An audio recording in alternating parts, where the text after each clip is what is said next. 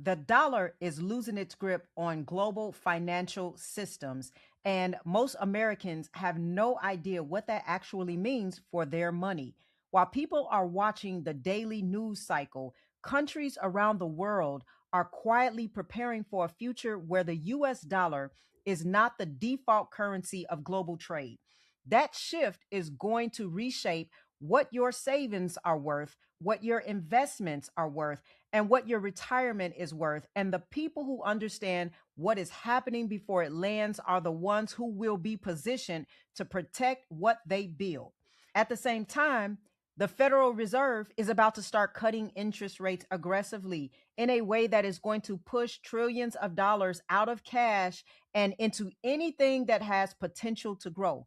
Both of these forces, the dollar losing its grip and the rate cycle changing, are arriving in the same window, and they are both pointing toward the same conclusion. The next few years are going to look very different from the last few years, and the assets and structures that you choose right now are going to determine whether you come out ahead or get left behind. So, I want to walk you through what is happening, why it matters, and why XRP sits at the intersection of where the world is headed next. Now, I'm Camila Stevenson, and around here we talk wealth. Go ahead and like the video and also subscribe if you have not already so you do not miss what is next. And I want to say this is not financial advice. This is only for educational and entertainment purposes. Do your own research. Now, drop in the comments what you plan to do to make sure that your dollar don't lose purchasing power. Are you investing in gold and silver and precious metals? Or are you investing in XRP? Or are you investing in the stock market? Or do you like real estate? Are you parking your money in property? I'd love to hear what you are doing with your cash flow. All right, let's go ahead and start with this. Let me lay out what is happening so that you can see it clearly. And I'm going to break it down in some of these terms as we go because I know everybody who is watching has not been swimming in this type of language for years. Okay. And I want to get better at this so you can understand what's going on because it matters for you and your money and your financial future. Now, for the last 50 years, the global financial system has been running on something called the petrodollar. The petrodollar is a simple deal that was made back in the 1970s between the United States and Saudi Arabia and the other major oil producers. The deal was this: oil producing nations would sell their oil only in US dollars. Every country in the world that needed to buy oil, which is basically every country, had to first get their hands on US dollars to make the purchase. So that created a permanent global demand for dollars, which is what allowed the United States to print money, run massive deficits, and keep the dollar as the dominant currency for half a century. That deal is breaking apart as I speak. Let me walk you through who is doing what, okay? Now, OPEC, that's OPEC, which stands for the Organization of the Petroleum Exporting Countries, is the cartel of oil producing nations that controls a significant portion of global oil supply. Countries in OPEC include Saudi Arabia, Iran, Iraq, Venezuela, and historically the United Arab Emirates, which everyone calls the UAE for short. Now, the UAE has been signaling its move away from OPEC, which is one of the strongest structural signals that the bilateral oil settlement architecture is fragmenting. When one of the largest oil producers in the world signals that they're looking outside of the dollar system, every other country in the deal is going to pay attention to this. Saudi Arabia has openly discussed accepting other currencies for oil sales. China and Russia are settling bilateral trade in yuan and rubles instead of dollars. India is doing similar deals with several countries to bypass dollar settlement. The BRICS nations are working on a shared payment infrastructure that bypasses the dollar entirely. BRICS, again, is a group of major emerging economies, including Brazil, Russia, India, China, and South Africa. And they have been adding new member countries over the last 2 years to expand the bloc. And central banks around the world are doing something even more telling. They are buying gold at the fastest pace in modern history. When a central bank, which is the institution that controls a country's currency and reserves, buy gold instead of US dollars, they are quietly signaling that they want to reduce their dependency on dollar reserves. That is not fear talk, that is real preparation by the most informed financial entities in the world. And so I follow what they're doing. Now, let me be clear about something. This is not anti American. This is not political. It is structural. Okay. Countries around the world are looking at the size of US debt, which is now over $35 trillion. They're looking at the speed at which US prints new money and the risk of being on the wrong side of US sanctions. And they're quietly deciding to build alternatives because of this. So that is what happens when any financial system gets too large, too leveraged, and too one sided. The market is building around it. So the dollar is not collapsing tomorrow. Let me be clear about that. But the world is quietly preparing for what comes after dollar dominance. And that preparation is happening right now in real time while most people are watching the price of XRP and arguing about whether it will ever move. Okay. There is so many other things that you have to be educated about that is going to play a role in your financial future. And I think it's time to get intelligent about what we watch. Yes, we do want the price to go up, but there are so many other things that you have to look for that's going to affect all of this. And I'm telling you, the economy is showing signals. If you don't see the signals because you wrapped up in just looking at the price, that's going to be on you when the day hits, when all of this unfolds. Now, let me help you to understand something about the rate cuts, because that's what makes this moment very unusual. Okay. The world is moving off the dollar at the same time that the Federal Reserve is about to start cutting interest rates aggressively. So let me back up and explain something. The Federal Reserve, which we call the Fed, is the central bank of the United States. The Fed sets the level of interest rates that ripple through the entire economy. When the Fed raises rates, borrowing becomes more expensive and money sits in safer places like savings accounts and bonds. When the Fed cuts rates, borrowing becomes cheaper and money looks for places to grow because cash and bonds stop earning enough to keep up with the inflation. Now, Jerome Powell has been the Fed for the last several years, and today that position exits and it is passed on to Kevin Warsh, and he takes the seat today. Now, Warsh has signaled that he wants to start cutting rates earlier and deeper than Powell would have. Our president also has been pushing publicly for 1% interest rates. So the rate cut cycle is about to begin in a way that is going to push trillions of dollars out of cash and into what we call risk on assets.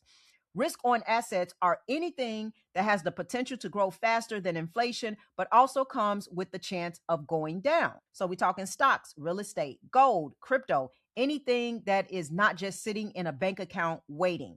When the Fed cuts rates, money rotates out of safe assets and into risk on assets because the math no longer works for sitting in cash.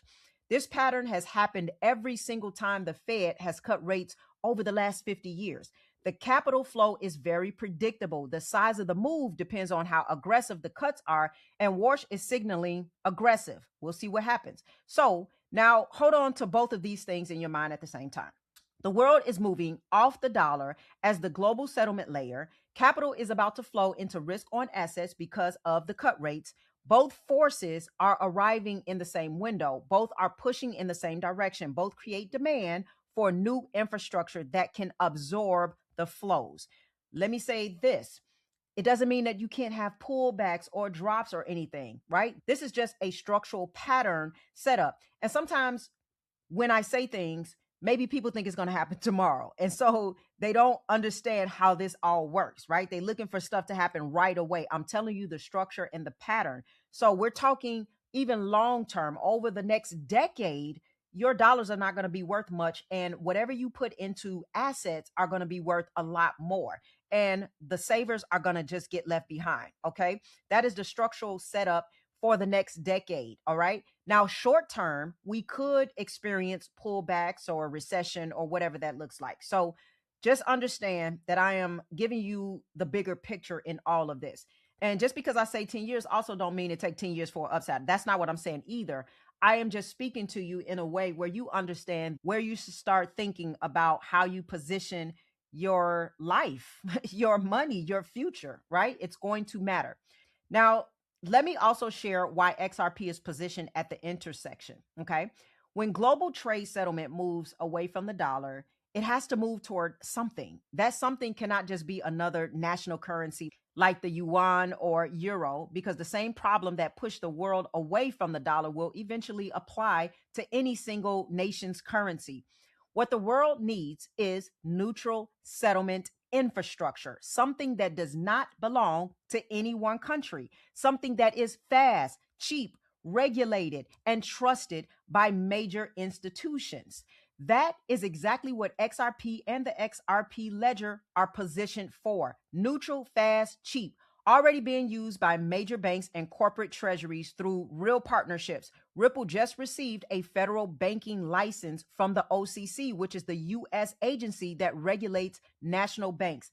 Ripple acquired also G Treasury, which is the cash management software that runs daily operations for Fortune 500 companies, including Subway. RLUSD, which is Ripple's own dollar pegged stablecoin, just crossed $1 billion in size, and the infrastructure is being built right now in real time for exactly the moment the world is headed into. I continue to repeat this so you can really see what is at play. At the same time, the rate cut cycle is going to drive trillions of dollars of capital into risk on assets. XRP is one of those assets, not the only one. We got Bitcoin and gold and real estate and stocks. They will also absorb part of the flow. But XRP has a unique position because it sits at the intersection of both forces.